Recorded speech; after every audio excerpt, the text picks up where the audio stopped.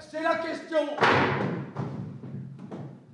Est-il plus digne pour l'esprit de souffrir les coups et les flèches d'un destin humiliant ou de s'armer contre une mer déchaînée et en affrontant... Une tirade, certainement la plus connue, la plus jouée dans l'histoire du théâtre.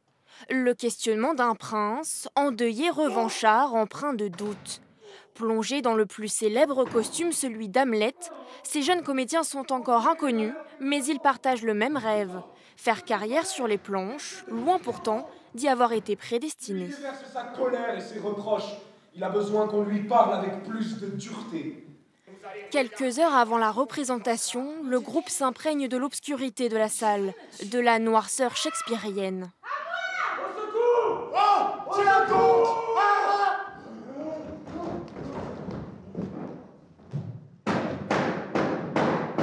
C'est très impressionnant parce que Shakespeare c'est un peu la référence, c'est la référence du théâtre et Hamlet c'est la pièce référence de l'auteur référence.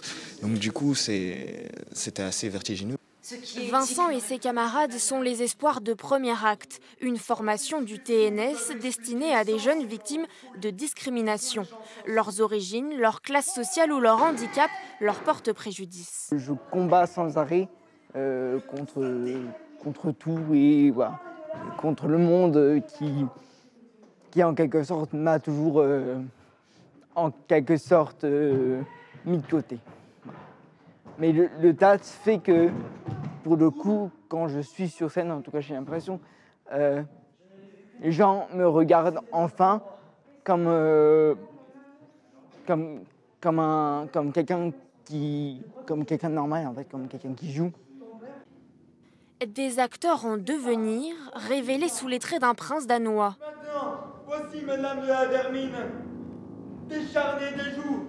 Faut que tu joues un peu la stupeur. Emmené par le roi de la mise en scène française, Olivier Py. Et puis ensuite, on te voit réagir à cette découverte. Les plateaux, pour dire vite et mal, sont trop blancs et qu'il n'y a pas de diversité visible sur les plateaux. Je crois que dans mon esthétique, il y a toujours eu une volonté d'en finir avec le théâtre bourgeois. Il y a une esthétique du combat. Pour certains d'entre eux, pour beaucoup d'entre eux, ils ont eu des vies difficiles. Et alors, il y a quelque chose de ces vies difficiles qui apparaît sur le plateau. Le plateau est le lieu d'une revanche, d'un combat. Il y a une relation d'amour, d'une certaine manière, qui s'est créée entre lui et nous. Dans le regard qu'il a sur nous, on trouve une force de porter les mots de Shakespeare. Après avoir défié l'Odéon et Avignon, ils ont choisi Strasbourg, le berceau de leur formation, pour la dernière représentation ensemble. Moi, je suis le roi de mes douleurs. Et le reste est silence.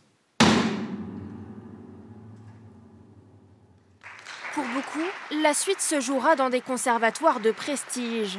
Car au destin tragique de leurs personnages, ces jeunes comédiens préfèrent déjouer le sort et concrétiser leurs rêves de scène.